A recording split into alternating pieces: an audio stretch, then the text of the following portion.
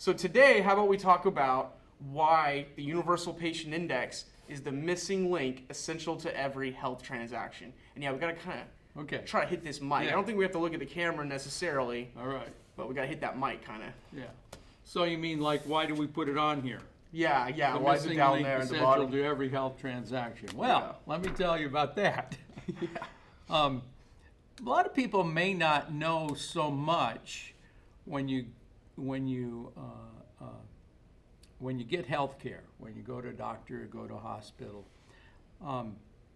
There's always, for every episode, several, maybe a half dozen, maybe more, transactions that occur between the enterprise you're getting the service from and some other enterprise in healthcare. What other kind of? For instance, payment, pre-authorization. So going to like the payers. Yeah. If there's more than one doctor involved, there'll be transactions. When we mean a transaction, that means we're moving information from one place to another place. Oh, okay, yeah. And so, I guess what I'm saying is healthcare is transaction rich, and those transactions are very expensive. They have several things going on that makes them complex. One is the who you're going to. Sometimes that's really well defined. Other times it's not. So if you're going to a doctor, sometimes we know the exact doctor that's going to do like the radiology reading. Right. Okay. Sometimes it's just a radiologist. We don't know exactly the right one, the exact one that's going to. Anyway, there's all kinds of this stuff going on, kind of behind the scenes in healthcare, transaction rich. Why is that going on behind the scenes? Like, why would you consider that a transaction? Because, well, the nature of healthcare is information. Okay. A big part of healthcare is information. I like to say it. A lot of what healthcare is about is getting the right information to the right place at the right time in order to do a right treatment. Well, I've already come and given them my information, though. Well, you may think so. And you probably have, but there's more information they usually need. Right. From different places so they may need an x-ray that was done at another facility in order to treat you, in order to diagnose you. So someone else has that. Someone else has that. So they got to figure out how to get it. Yeah. And so when you think about it, the costs of managing information, extracting or acquiring and managing information, clearly at least 50% of the cost of healthcare associated with that. Oh, whoa. But another difficulty in every transaction or thing that has to happen in every transaction is we got to match the patient ID. We've got to match the patient. And so what happens is think of a transaction as a package. And the package is either a request for information or the return of information, but it's like a package. And then on that package is an address, or the metadata you might call it. But anyway, that will have to have it will have to identify the patient that it's associated with. So the sending entity, whoever that is, that's trying to do a transaction, send information to another entity, they will have to identify the patient. And then the receipt of it, the receiver, will have to identify that patient. And importantly, we want to make sure they identify the same patients. Right.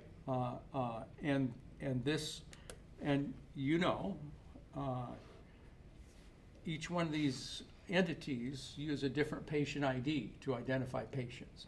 There's no single ID. for patients. Okay. Oh, yeah, I know that. You know, yeah. You did the We've video. talked about this for a long time. Yeah, you may have seen the video. Yeah. But that has to be matched. Right.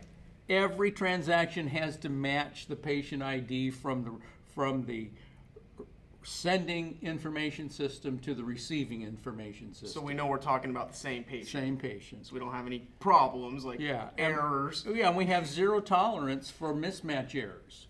Yeah. We can't afford to match the wrong patient with like you say, mix up the charts. So so that makes a lot of sense to me. Like the example you said, maybe I'm coming to the hospital. I broke my arm years ago. Yeah. And it might be pertinent to whoever's treating me now, so they have to get that information. That's a transaction. You have two separate entities talking to each other. But we say every health transaction. What are these entities? Are they involved in a single episode of care? I'm not following that question. We say essential to every health transaction. Yeah. So, I'm sorry, I'm trying to put words in your mouth here. We'll have to cut this out. Okay. I don't know that there are multiple entities. Like, I think you're just jumping right over that, right? Okay. Like, within one episode of care, like you said before, the radiologist. Yeah. Well, I assume the radiologist is the same entity as the hospital I walked into. Okay. And the payer's the same entity, too. Are they different? Oh, absolutely. Oh, okay. Okay. Well, we talk about that. How many entities? Who are these entities, and why wouldn't they just be one entity? Yeah. So I guess that's an important thing to understand that in any episode of care, there's lots of entities involved. A typical episode of care, 3 or 4. A complex one could be a dozen or 20 different entities, different enterprises, and importantly, that have different information systems. Right. Now I will say there are some rare exceptions. There are a few organizations that encompass all of healthcare. Kaiser Permanente. They insure. They own the doctors. They own the hospitals. That's a one shop, but that's a rarity. Most healthcare is done with community hospital, typical communities. You'll have in any given episode of care. It would be rare to have fewer than 3, and typical to have a half dozen, and not unlikely to have a dozen different entities involved in an episode of care, all that have different information systems. And so as these interact, exchanging information about a patient, why you have the risk of mismatch. I get the charts mixed up. And that's intolerable. Now, if it's just a billing record, why, it's just numbers. Yeah. But if it's a clinical record, if it's an X-ray, say you got the wrong X-ray. Yeah. Say you are that case. You broke your arm 20 years ago, and now you broke your elbow, and they really need to know what your arm looked like 20 years ago, and so they found the hospital that you were at, and they asked them, "Do you have this X-ray?" Right. And the hospital, voila, does have that X-ray. Usually they do. They dig it out. They send it. Suppose it's the wrong one. Suppose they got the wrong one. Wouldn't that be obvious, like right away? Oh, no. If it's an X-ray, how could you tell one bone from another 20 years ago? Right. So no, it would not be obvious. And so they could have acted right on the wrong information and treated your elbow wrong. Like it's a false positive, like they think they got my X-ray. Yeah. But they really don't. They really don't. And so it can cause injury. In exceptional cases, death will occur. There are cases. They get on the news. Yeah, those usually get on the news. Yeah. But it's particularly not rare with billing. Okay. Yeah. In billing, it's not. And what? Yeah. When you say transaction, I'm not really thinking getting an X-ray from someone. I can see how you'd call that a transaction. I'm thinking I'd call it a money, right? When I hear transaction. Okay, well, there's a lot of money going around too. So kind of the same thing. If they got the wrong number, they go to the insurance company and they say, hey, we're not insuring that guy. Right, right. And it's I mean, that is not a rare event. Okay. Where in a billing, they match the wrong patient. Now, what the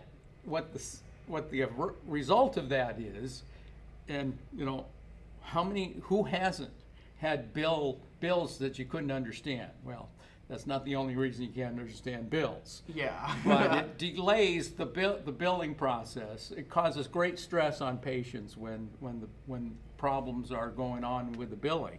Yeah. And it causes a lot of cost in healthcare. To the healthcare provider?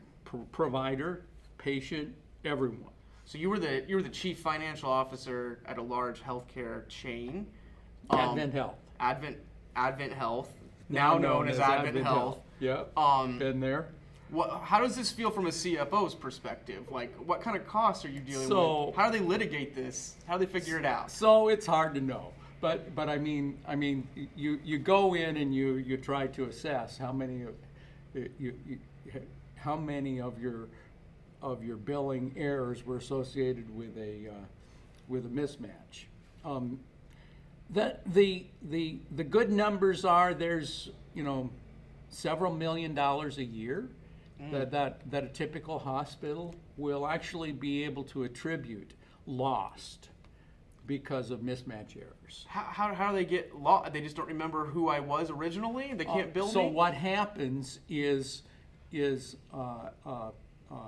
the billing always works better when it's current, recent. Because everyone's got to pay them, don't they, rent? But as the time from when the bill went out to when it's collected gets longer and longer, the amount you're going to collect goes down. Okay, that's true. And the cost of the collection itself, is that part of that millions of dollars? Up, yeah. So I mean, I know the answer to this too, that there's office buildings full of people trying to work these out, trying to litigate all this in every city in America. Absolutely. And every doctor's office has to deal with this stuff. I mean, it's all over. And so my point in making this is a big claim. The missing link essential to every health transaction. There's lots of health transactions. They are very expensive transactions, and every one of them has to resolve this patient identity. We got to take the sender's identity and translate it, match it to the receiver's identity. That's happening every time one of these transactions occur. And the errors are real. They happen all the time. The cost is real. And more importantly, maybe not more important, but maybe the amount of stuff that gets layered into the healthcare process to try to avoid matching errors is really high. Right. Is really high. This is where I've had experience with this problem. I worked for Advent Health as well, and for Florida Hospital, and on the front lines of trying to solve some of these like practical problems in order to prevent that, prevent screw-ups, prevent mix-ups, and go get the right information once they've messed them up. Yeah, so we layer in systems. Right. I used to think about them as workarounds. It's an opportunity for innovation. How many workarounds are there in hospitals and in healthcare to try to solve the problems of data? Maybe just make it tangible for people. What are examples? How do they currently try to mitigate this problem? And then what do they do? Or maybe we'll go on to that next. What do they do once a mismatch has been found in order to correct it? Well, that's a nightmare. Oh, yeah? But you got clerks All that right. spend lots of time trying to correct the errors that occur. And what you try to do, always, we know this, getting it right up front is the most important thing, is the most valuable thing. And so this is why registration processes tend to be quite laborious. Right. Yeah. Okay, what they're trying to do is make sure they got it right the first time. Talking about the same people they always have Yeah, been. yeah. And so you might, and also that's part of what they're doing is when you fill out the forms, they're getting enough information about you that to make sure that they can make a match. Because basically how it happens today, since we don't have patient IDs, a uniform patient ID, is they match it probabilistically on the information you put on forms. Usually it's name, date of birth, place of birth. For many people, if you identify their name, their place of birth, and their date of birth, you'll match to just a few people, and you'll probably you have a high probability of being a correct match. You're relatively certain you're talking about the same person. Unless you're in Southern California. Oh yeah. Where there are 10,000 Marie Gonzaleses in the Kaiser Permanente system. Okay. It's not disclosing private health information now, is it? Everyone goes to the doctor. Yeah. 10,000 different people with that name. Right. And so matching and probably with the same zip code. Yeah. And zip codes aren't a good thing to match on anyway. Yeah, those are pretty big. Because they'll change. Yeah. Oh yeah. And that's the problem with names. Names change. Right. Get married, you change your name, things happen. Names are not persistent. Right. Yeah. Particularly over your life. Yeah. Yeah. Your address changes. Your name changes. Your address changes. I mean, no one. Some people sometimes they try to match on addresses if nothing else works, but address is not a persisting.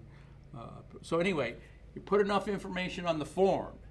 Yeah. That they think they got enough that they have a good chance of making a positive match. Right. Okay, but that's part of why the registration process is so laborious, and it's partly why you get the clipboard with the forms. So the point is, the opportunity here is that if you could do that matching automatically, not only would the errors go down, but the amount of work that is layered on not to do errors would dramatically go down. And the point is, that work is being done in every aspect of healthcare. Okay, So if you could consider, if that problem got solved, that one problem got solved, the amount of impact it would have on healthcare is significant. Healthcare, which is constantly pegged as expensive and inefficient. Yeah, this is part of why it's inefficient. And this is something, we've talked about this, something that, you might be knocking 10 minutes off of an episode. Yeah. Of $60,000 a year time, like a nurse's time. Yeah. Well, probably more than that. Oh yeah. 80 if you're in Southern California, six-figure nurses. No, I mean it's more time than 4 to 10 minutes. Oh really? Oh really? Yeah. This is a big premium. Yeah. This is a big deal. But that affects every aspect of healthcare, and so that's what kind of pretty powerful about this problem space is it's a narrow problem. Mm-hmm. I mean, it's not narrow. It's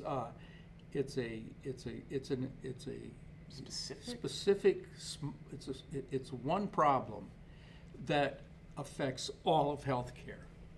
That has chronically persistent solution. And if you can solve this one problem, you can have a big impact on healthcare. So, why don't we go to some solution stuff? I'll try to walk through it. I don't know what the best scaffolding is. We've talked about this at length for years now, for a year and a half now. Yeah. But maybe you can explain for people who don't know. I'm trying to figure out a good way to say this. I know that something like universal health identifier or a health identity would help solve a lot of this problem.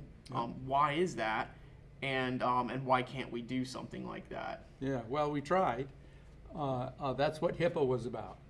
Right. You may have heard of HIPAA. Yeah. I was here before HIPAA, and I helped pass HIPAA. And the whole industry supported HIPAA because HIPAA was primarily about the Universal Health Identifier. It was a number that HIPAA authorized that the government assigned to every person. That would be a unique number that would be used to identify them in healthcare. So it doesn't have all the baggage that using like demographic vector or Social Security or anything. They're unique. But there's no duplicates. One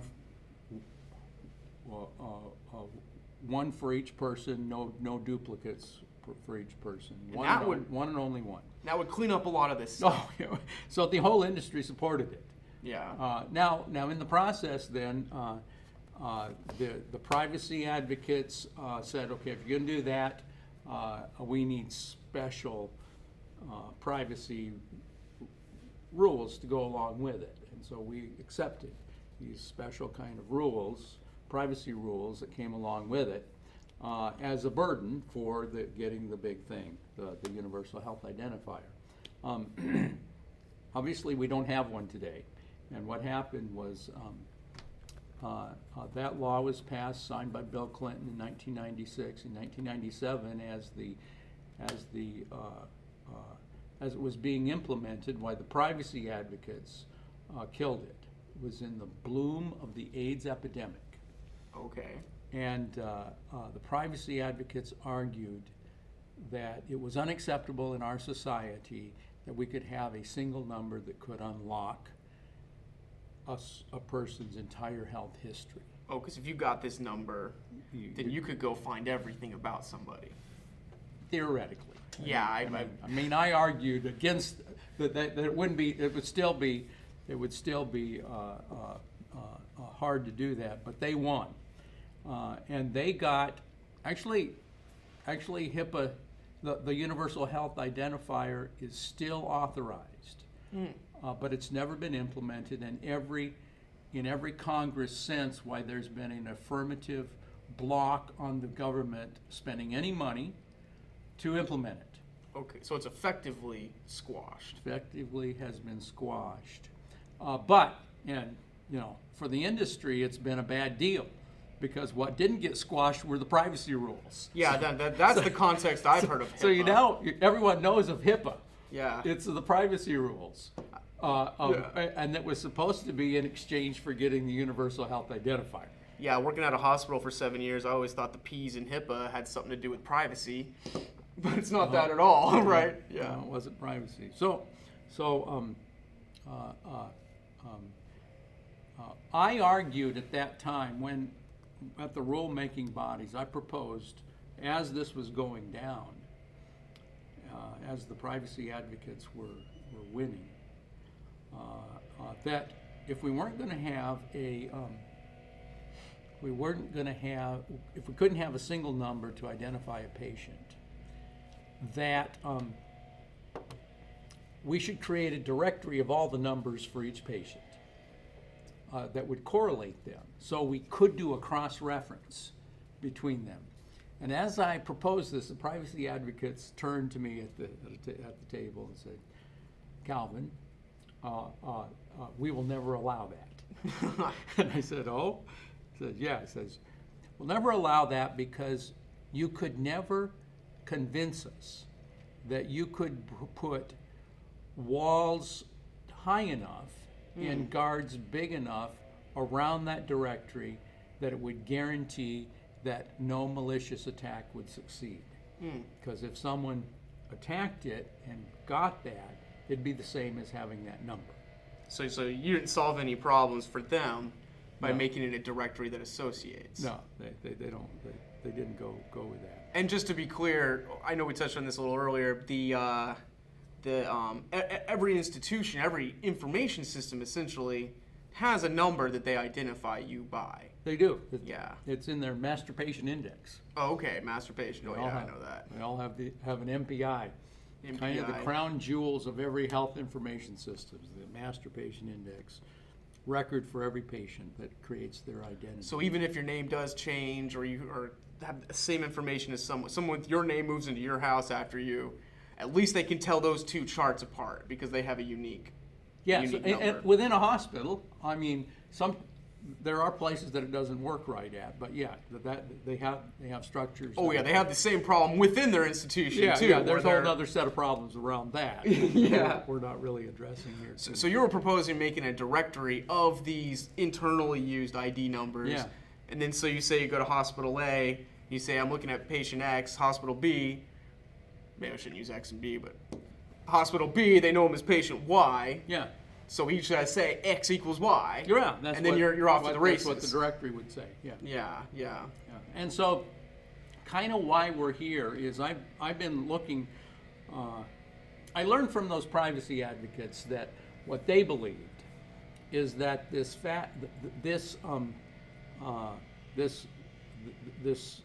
way we identify patients with a different identifier in every information system is not a flaw. It's a feature. Oh, right. They view it as a feature that protects the privacy of health information. They want it to be hard. Right. Okay. They want it to be hard. They don't recognize that the hardness comes with cost, significant cost, and injury and death when errors are made. But they view that, our society views that as a feature. And so I don't worth that cost. I don't anticipate in the foreseeable future that that's going to change. And so in the past 20 years, I've been seeking a solution to how could we meet the objections of the privacy advocates to my idea of the directory. Right. And essentially, that's what this is. We'll get into that later, how that works. But blockchain is where I finally found at least the pieces that I think could be assembled in a way to meet the objections of the privacy advocates.